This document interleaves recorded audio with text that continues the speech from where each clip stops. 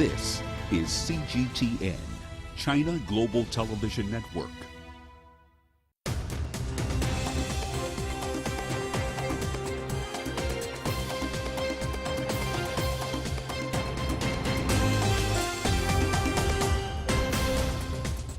Hello and welcome to China Global Television Network. This is The World Today. I'm Mahia Mutua in Nairobi. Here are your top stories. U.S. and Russia show no sign of narrowing their differences on Ukraine in Geneva talks. China to host Iranian foreign minister later this week.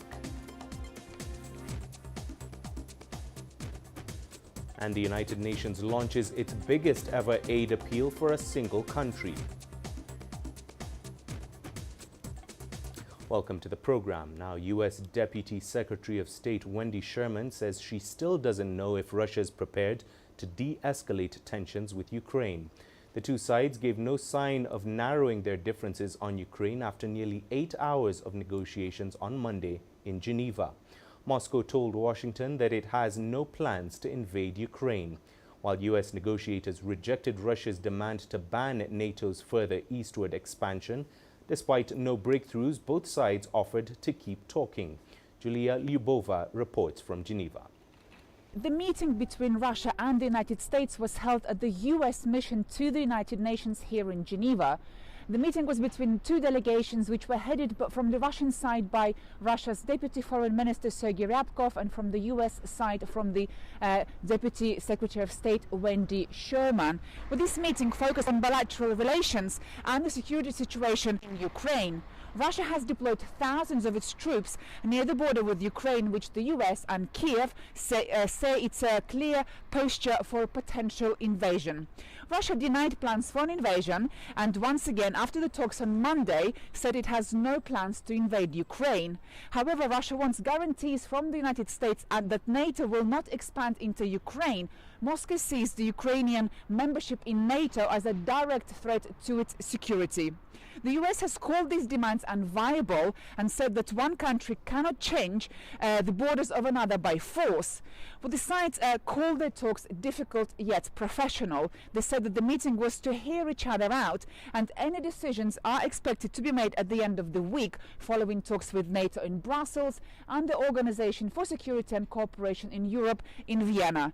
Russia said talks with NATO will be critical and that it needs some movement by NATO to find a compromise and a balance of interests. Julia Lyubova, CGTN, Geneva. The Iranian Foreign Ministry says Foreign Minister Hossein Amir-Abdollahian is expected to visit China this week.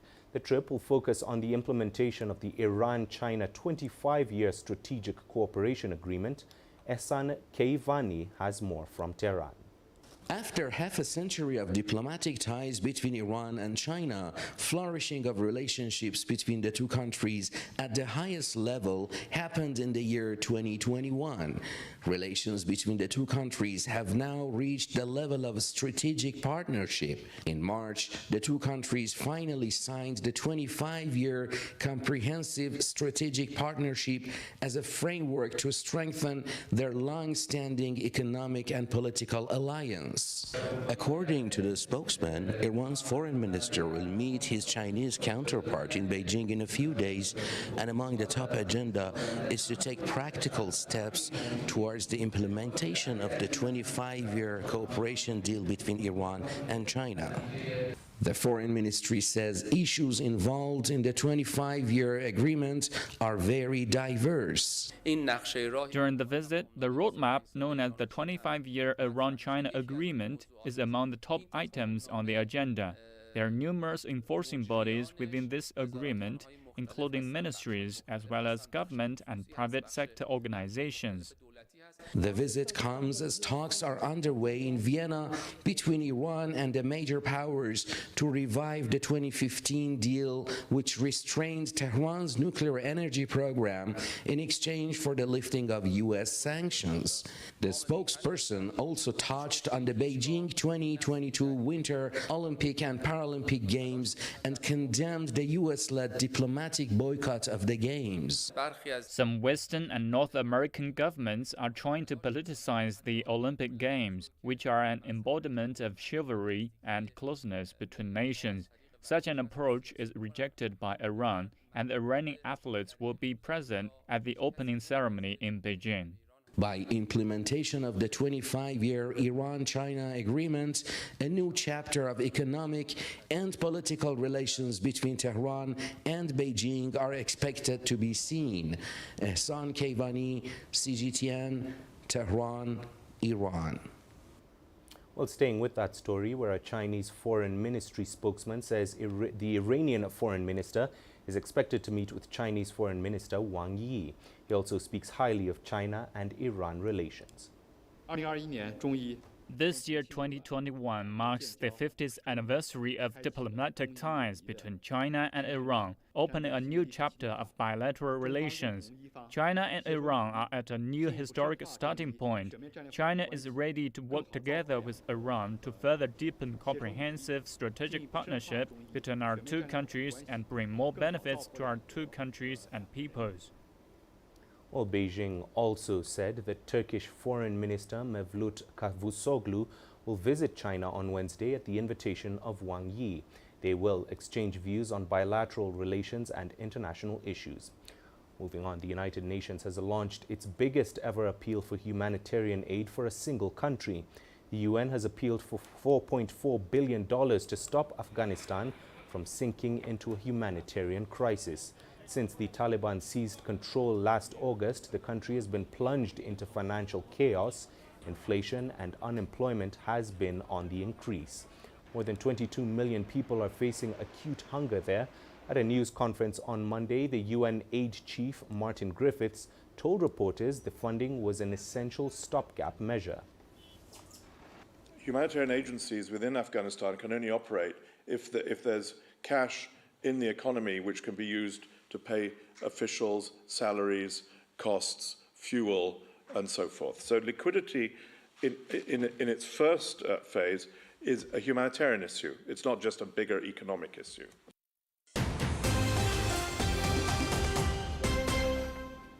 Elsewhere, the United States recorded 1.35 million COVID-19 cases on Monday.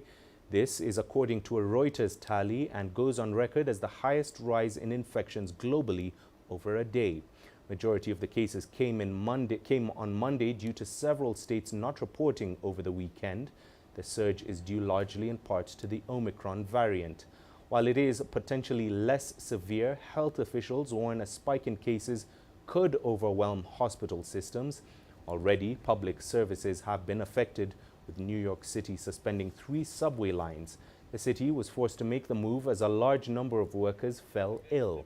The surge in cases has also led to long waits at testing sites across the United States. There are a lot of folks here, and it was hard to find the end of the line earlier this morning. The signage was not great.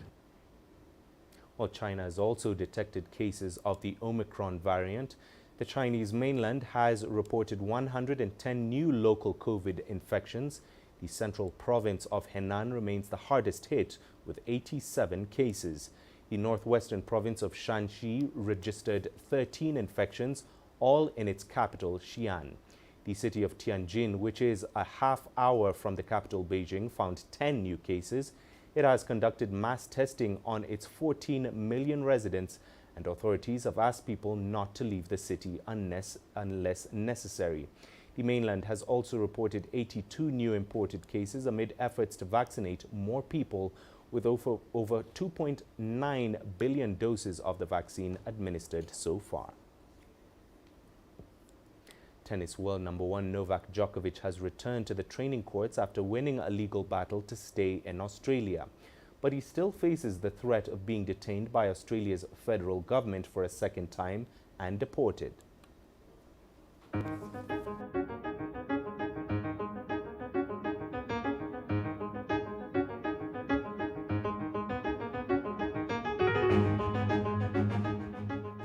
I'm sorry, is there a follow-up question?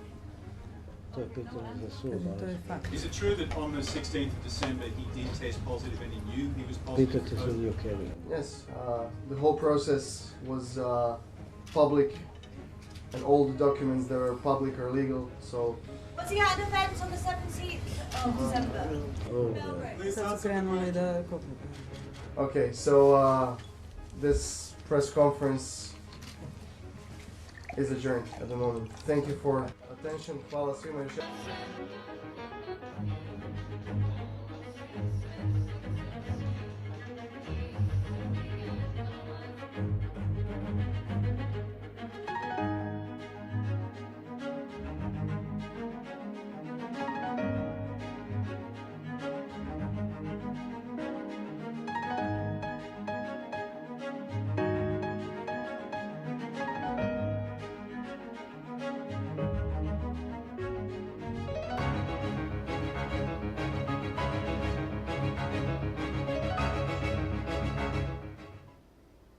And that's it for this edition of The World Today. I'll be back shortly with more news from the continent on Africa Live.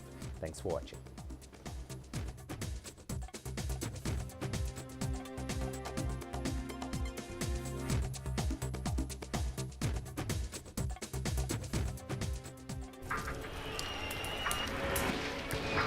So this is it. I'm just about to be shot. The little tents here, bottles are being thrown as they do so. There are about 3 critical bridges here in Marawi. That's one of them. We're going to cross that bridge. As you can see behind me, police forces who are replying with gas. Gas just came in. Tear gas, so it's all begun now. Divisions leading the charge into West Mosul have brought us here. Just got to be careful here with some gunshots. This is where most of the fighting has been concentrated. This is the front line now after 9 days of fighting. We're about 2 to 3 kilometers from the front clear line. view of this front line position.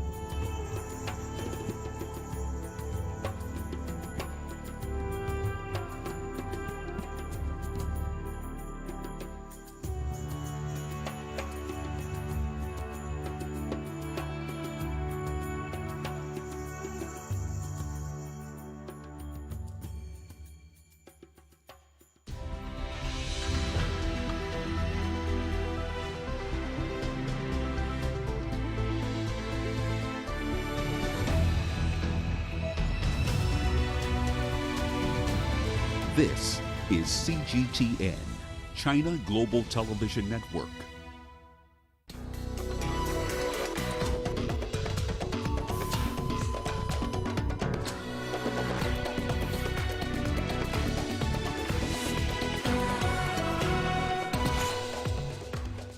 Military authorities in Mali say they are still open to dialogue despite fresh sanctions from regional bloc ECOWAS. We update you on efforts by the United Nations to kickstart political negotiations in Sudan.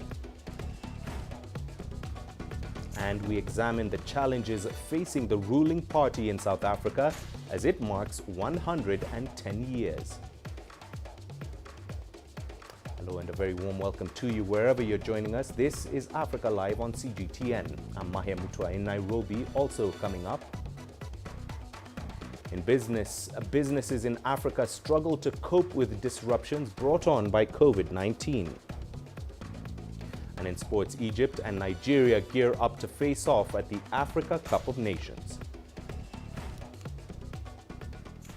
Welcome to the program. Now, authorities in Mali have condemned the economic sanctions imposed by ECOWAS. The regional bloc imposed the sweeping measures after Malian leaders announced the delay of elections from next month to December 2025. On Monday, Mali reacted to the tough sanctions by recalling its ambassadors and closing its borders with West African nations. Authorities in Mali have reassured their citizens that measures have been taken to ensure normal supplies to the country. It is regrettable that the efforts of the transitional government were ignored. Fellow countrymen, it's time for all Malians to unite to express and affirm our principles and defend our nation. Every Malian, wherever he or she is, has to act as a defender of the superior interest of Mali. Given the severity of the situation, it's everyone's responsibility to shut all divisions, to assemble around what's more important, which is Mali, our nation. I call for constant mobilization and resilience in the face of the situation. I have to say that even if we regret the illegal and inhuman nature of some decisions, Mali remains open to dialogue with ECOWAS in order to find a consensus between the interest of the Malian people and the respect of the organization's fundamental principles. Our commitment to a return to a normal, secure and peaceful constitutional order has never failed. We once more call on ECOWAS to thoroughly analyze our country's situation while putting the interest of the Malian people above all considerations. The West African leaders met in Accra to discuss the political situation in Mali. They are concerned about the failure of the transitional authority in Mali to hold elections in February. Mali's transitional government has proposed to return the country to civilian rule within the next 5 years. The authority find the proposed chronogram for a transition totally unacceptable. This chronogram simply means that an illegitimate military transition government will take the Malian people hostage during the next 5 years.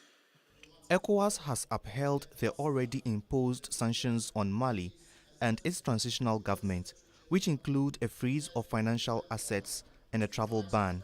The regional bloc had already suspended Mali after the military took over the government more than a year ago and has now imposed further sanctions. These additional sanctions include, first, the withdrawal of ambassadors of all ECOWAS member states in Mali. Second, closure of land and air border between ECOWAS member countries and Mali. Third, suspension of all commercial and financial transactions between ECOWAS member states and Mali. ECOWAS has also frozen Mali's assets in the regional bloc's central commercial banks and suspended all financial support given to the country. The West African leaders say they are also concerned about the deployment of private security agents in Mali, although the transition government has denied it. They believe it has contributed to the delay in the political transition to civilian rule in the country. ECOWAS has urged the international community, including the African Union and United Nations, to support the implementation of the sanctions. The regional bloc says it will only lift the sanctions after it agrees on a timeline with Mali's transitional authority to return the country to a civilian government. Nabil Ahmed Rufai, CGTN, Accra, Ghana. Well, airlines from neighboring West African countries and former colonial ruler France cancelled flights to Mali on Monday. The continuing sanctions are isolating military authorities. For more on this, here is our guest reporter Mamadou Tapili in Bamako.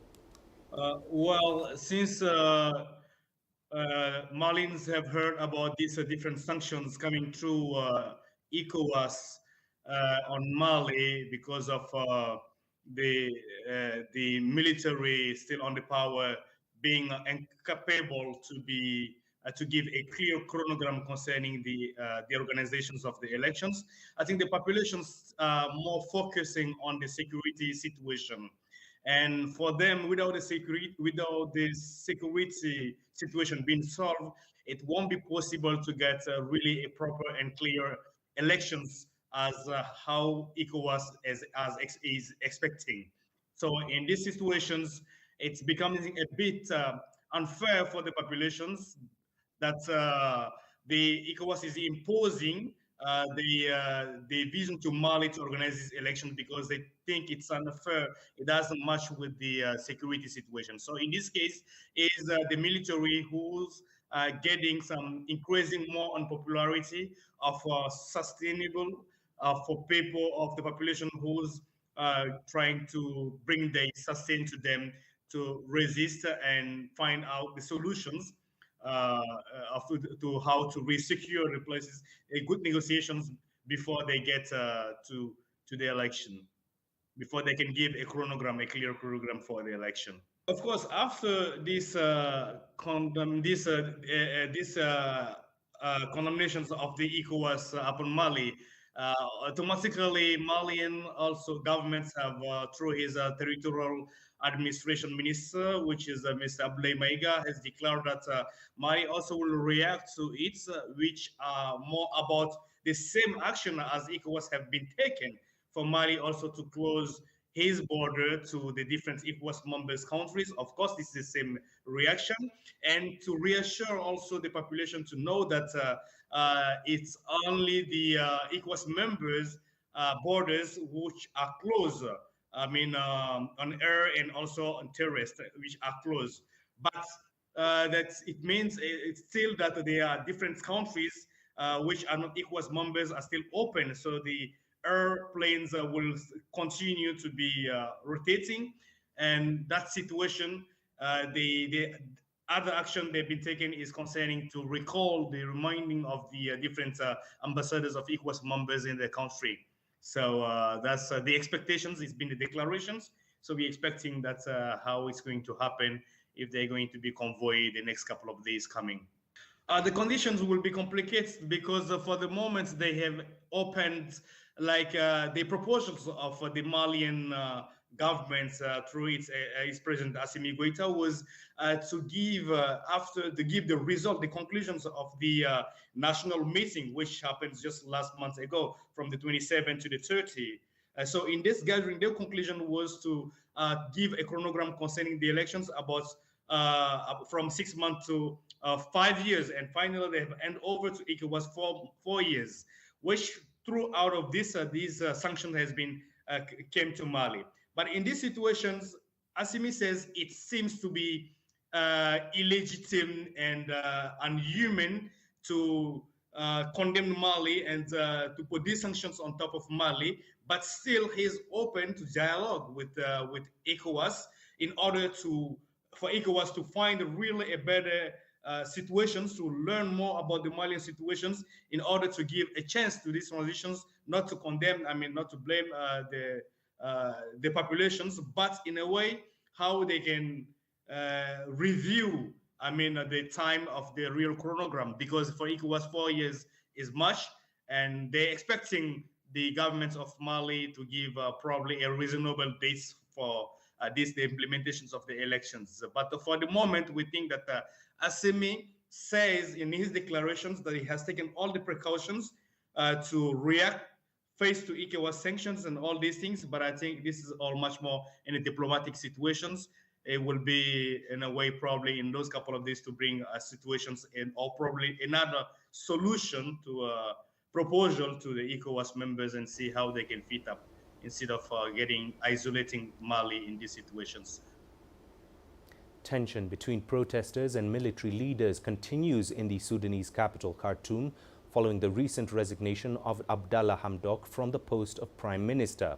The United Nations political mission in the country has urged opposition groups to reach a settlement and end the unrest. But protest blocs have rejected the initiative and are instead calling for an escalation of demonstrations against the military authorities. Naba Mohideen reports from Khartoum. After weeks of unrest, the streets of Sudan are still filled with protesters campaigning against the military's takeover of power, with the number of those killed in clashes continuing to rise. The United Nations Integrated Transition Assistance Mission in Sudan, UNITAMS, has stepped in by offering to mediate between political powers and the military. But while the Sovereign Council that was formed after October's coup welcomed the UNITAMS initiative, the opposition group Freedom and Change Forces rejected it. It has asked UNITAMS to stop interfering in the political issue. Tens of people have been killed in demonstrations since the takeover on October 25th. Even a deal to stop the bloodshed with the former Prime Minister Abdallah Hamdok could not calm the streets. The Sudanese people are still divided. Protests will continue until we achieve our demands, but political actors should prioritise the public interest and get rid of personal gains. Transparency is the solution for this crisis. The ongoing escalation is not leading to anything. In my opinion, the solution is whether to hold fair elections or the Sovereign Council that was formed by the military should step down and accept handing over the power to the civilians. The new Sovereign Council has announced it's preparing for elections in 2023, but analysts like Rashid Mohammed think a comprehensive dialogue needs to precede the polls.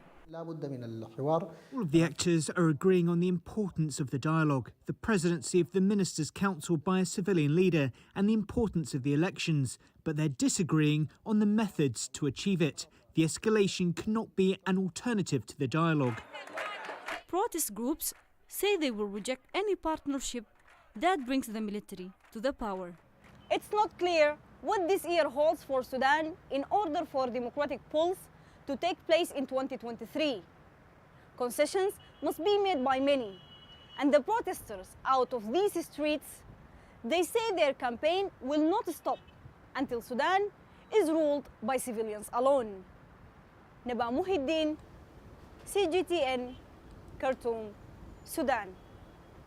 Well, the Transitional Sovereignty Council held its periodic meeting at the Republican Palace on Monday. In the gathering, Lieutenant General Abdel Fattah al-Burhan welcomed the initiative put forward by the United Nations to facilitate dialogue between Sudanese partners. He also called for the involvement of the African Union to support the initiative. The members of the Sovereignty Council have formally accepted Abdallah Hamdok's resignation as Sudan's Prime Minister.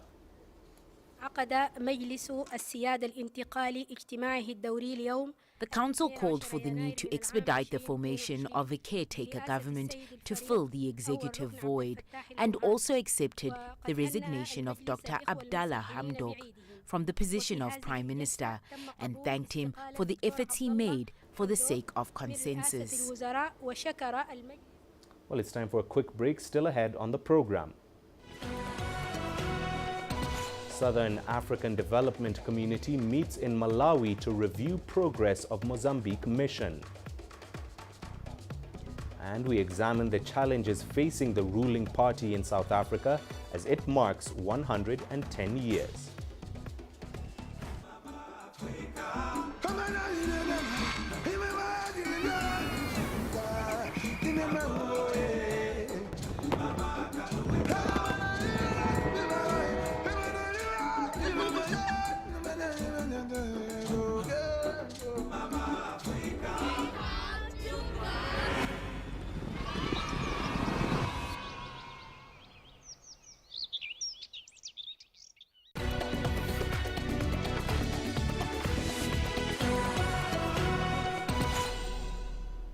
Welcome back. Now, Somali President Mohamed Abdullahi Mohamed addressed the nation a day after several key leaders, including the Prime Minister, reached an agreement to conclude the delayed parliamentary elections. The head of state welcomed the new agreement and urged leaders to realize and implement the new timeline. Ladies and gentlemen, I want to take this opportunity to commend the positive outcome of meeting on the parliamentary election by the National Consultative Council. The communique of the meeting has produced answers to the grievances and challenges facing the process and strengthened the election agreements of 17th September 2020 approved by the parliament. Well, the Somali president also touched on the need to rebuild the security agencies to ensure a smooth transfer from AMISOM. Our efforts and successful plans to rebuild the armed forces have led to our heroic forces being able to take over the security of the country today. And we are finalizing the transitional plans to take over the security of the country from the African Union peacekeeping force AMISOM, whose forces have sacrificed their life. Somali Prime Minister Mohamed Hussein Roble and 5 regional state leaders have finally agreed to speed up the already delayed polls in the country, following week-long crucial discussions. The Somali armed forces have also been urged to remain neutral while performing their national duties of maintaining law and order during the crucial electoral calendar. In order to safeguard the close coordination of the electoral body, the National Consultative Council calls upon various levels of the poll management agency to respect the rules and regulations as per the existing electoral agreements. Likewise, the Council reiterates respect for the 30% women quota in the ongoing process. People living in the capital Mogadishu, who witnessed the clashes related to poll differences in the past months, have welcomed the move. The new agreement reached is great because it brings together both the leadership and the Somali people, and we pray for its successive implementation. Analysts believe the new agreement is a step forward in the right direction, but they warn that there are still many challenges ahead. The deal is generally welcome, but it will face 3 main challenges, including the timeline set to conclude the parliamentary polls within 45 days. Secondly, there is that issue of the Dispute Resolution Committee, where the difference between the President and Prime Minister started. And thirdly, the agreement does not make it clear who will select the tribal leaders, which will result in conflict later. Somali international partners have welcomed the consensus reached by its leaders, stressing the need to implement the decisions in order to conduct credible polls. Hamid Kahir, CGTN, Mogadishu, Somalia. Well, the Horn of Africa region is complex and is currently facing several crises. From Somalia's delayed election to the continued political unrest in Sudan, there is a lot to unpack. We talked to Mahia Mutua. He is the Horn of Africa Project Director for Crisis Group. He gave us a deeper insight into the region. Well, the Horn of Africa has long been one of the continent's more unstable regions. You know, when you look as a proxy, for example, the number of peacekeepers deployed in the region, the number of internally displaced, the number of refugees. So there's quite a high number of those figures which indicate a degree of instability.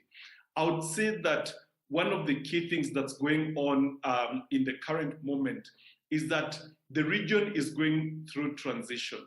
And you're witnessing multiple transitions in very important countries. So you have Ethiopia, traditionally an anchor state, a very important so-called exporter of peace, one of the biggest contributors to peacekeeping missions around the world, currently going through a very, very contested transition. So it tends to be that every 3 decades you have these transitions. Very often they bring in new leaders that don't know each other, that have low levels of trust not just with the external actors, but also internally. So there are a number of factors. One, as I mentioned, the lack of trust, both internally among actors within the key countries, but also between countries. So for example, Sudan and Ethiopia, the leadership has tended to assume the worst about each other. Sudan thinks that Ethiopia is not cooperating, for example, on the Nile Dam, which is supposed to be a shared project that could bring dividends to both sides. Ethiopia, on the other hand, suspects Sudan of supporting rebels within Ethiopia. And so you have a breakdown of trust.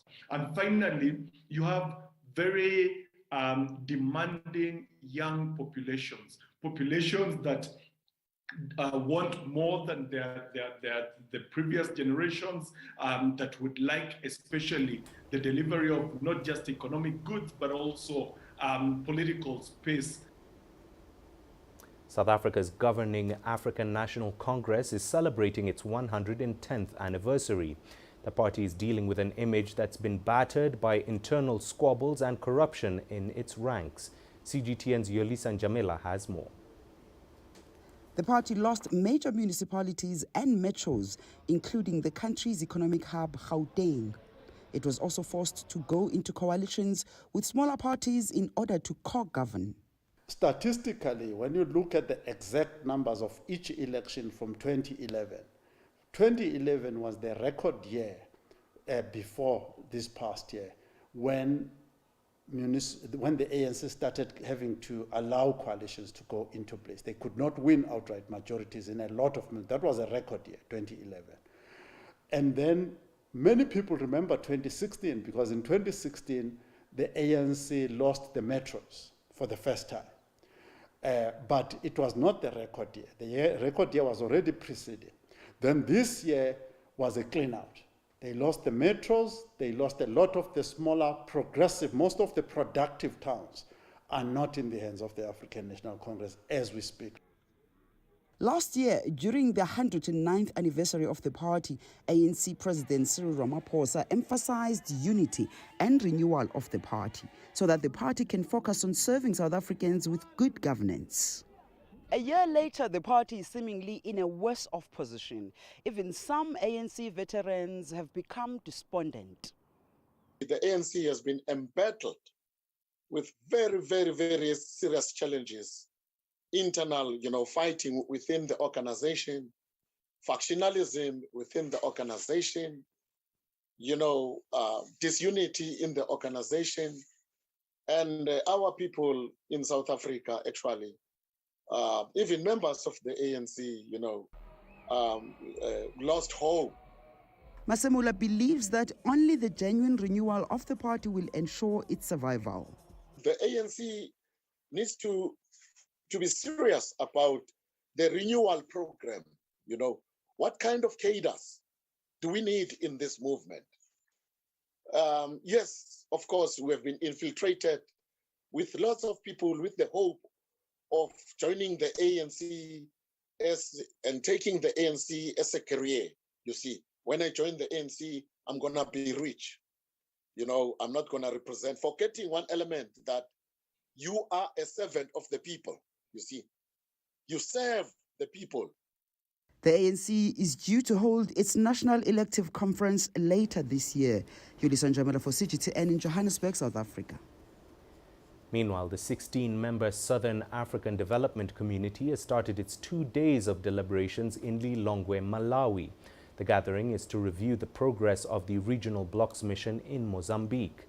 Troops from member countries have been deployed there since September to support Mozambique to combat terrorism and acts of violent extremism in the country's northern Cabo Delgado region.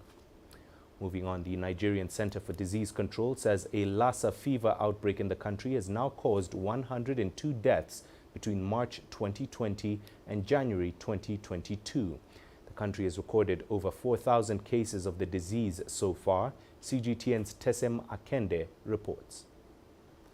The NCDC says the latest casualty figures are from 8 states across the country. Lassa fever outbreaks have become endemic to Nigeria as the disease is now being diagnosed all year round. The outbreak peaks in the dry season, which spans from November to May. Health experts are calling for more awareness on the rapid spread of the disease. They say any illness which does not respond to the use of antibiotics or related medication at the hospital should raise suspicion for Lassa fever. Individuals can come down with sore throat, they can come down with generalized weakness, feeling weak, feeling just sick. They can have abdominal pain, they can come down with diarrhea, they can have vomiting. In some instances, we've seen patients that present with sudden deafness. Lassa fever is a disease spread to humans through food or household items contaminated with rodent urine or feces. Experts are asking people to maintain good personal and environmental hygiene to curtail spread of the disease in the country. We need to dispose our waste very well. We need to clear our gutters. We need to clear bushes around our homes. And when we do that, it will help in keeping rodents away from the house.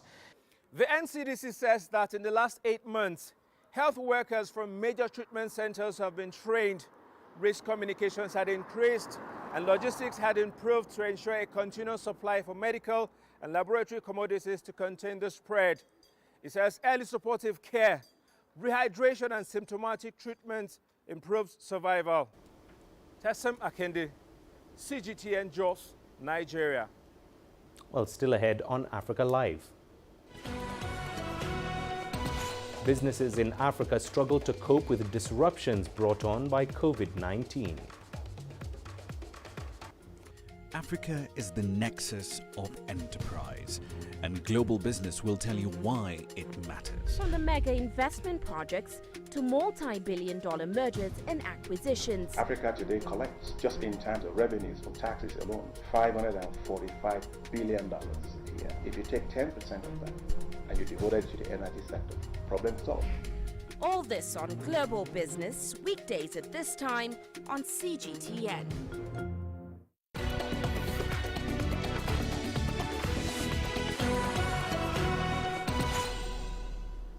Welcome back. Time for the business. Now, the East African Community Secretariat has faulted regional governments for failing to honor their own commitments on the management of COVID-19 as protests by truck drivers from Kenya into Uganda persist. One such commitment is the mutual recognition of the COVID-19 test results by the countries, provided the test is done from within a member country by an accredited laboratory. However, some of the partner states, including Uganda, are reverting to their national policies in the wake of a sharp rise in new infections. The truck drivers started parking their vehicles at the border over the weekend, protesting the directive by Uganda to pay $30 for a test. The East African Business Council is now urging the EAC partner states to adopt a coordinated approach on COVID-19 to eliminate non-tariff barriers so as to spur trade. Now, since the start of the coronavirus pandemic, a slew of cyber attacks have dominated the headlines. Amid a rising demand for online services in Africa, the continent has become particularly vulnerable to the crime wave. From Johannesburg, here is CGTN's Angelo Coppola now exploring how rising cyber threats are set to not just hamper Africa's economic recovery from the COVID-19 pandemic, but also cause long-lasting damage. A continent-wide cybersecurity concern is the increasing number of ransomware or cyber extortion attacks. Only 30% of the public services organization that participated said they are prepared for this threat. And I guess the key takeaway, what I found is that 5% of the participants that we surveyed said they would pay out in case they were attacked. 4% said they did pay out. Cyber attacks come in many forms, and businesses and countries react and cope differently. But when it comes to advanced persistent threat attacks, they are generally state-sponsored and go largely undetected, sometimes for years. Everyone is equally exposed. I would say that no one is prepared for advanced persistent threat attacks, no one, because they would use our zero-day exploits and there wouldn't be a 100% protection for such kind of threats. But on average, South Africa does good compared to some regions on the world regarding cyber criminal mass-scale attacks. Looking ahead to 2022, and IT security managers are worried about the actions of the U.S. authorities as they go after the ransomware gangs, driving them to other continents. We will see more attacks, particularly against critical infrastructure, And something that has been forecasted on a global scale is that the ransom demands will become higher. These guys have money to spend. They will buy what's called zero-day vulnerabilities to make their attacks more efficient. And it's just a much bigger threat than it's already been this year. Ganeva says that advanced persistent threat attacks are an increasing reality on the continent. APT actors that were not present here before would enter the region for their particular reasons, driven by the relations between different countries, the economic situation, the investments in the African continent. And we probably will face more APT actors present in the African continent. Cybersecurity and cyber threats are increasing on the African continent as the continent opens up to include more businesses. I'm Angelo Coppola for CGTN in Johannesburg, South Africa. Now, a group of major donors that supports South Sudan has appealed to the unity government to make relevant oil and non-oil revenue data available to the public in a move towards public financial management reforms. The alliance stressed the need to strengthen current reforms, which demonstrate the government's commitment to the reform process and enhance trust with international partners. The Troika stressed that continued respect for the moratorium on incurring new non-concessional debt, including not issuing letters of guarantee, will spare ordinary citizens the burden of higher taxes or reduced public spending in the future. It further emphasized that sound monetary policy is key to maintaining low inflation and a stable exchange rate, both of which will help shield people from rising consumer prices. Well, here's what's coming up in the sport. Egypt and Nigeria gear up to face off at the Africa Cup of Nations.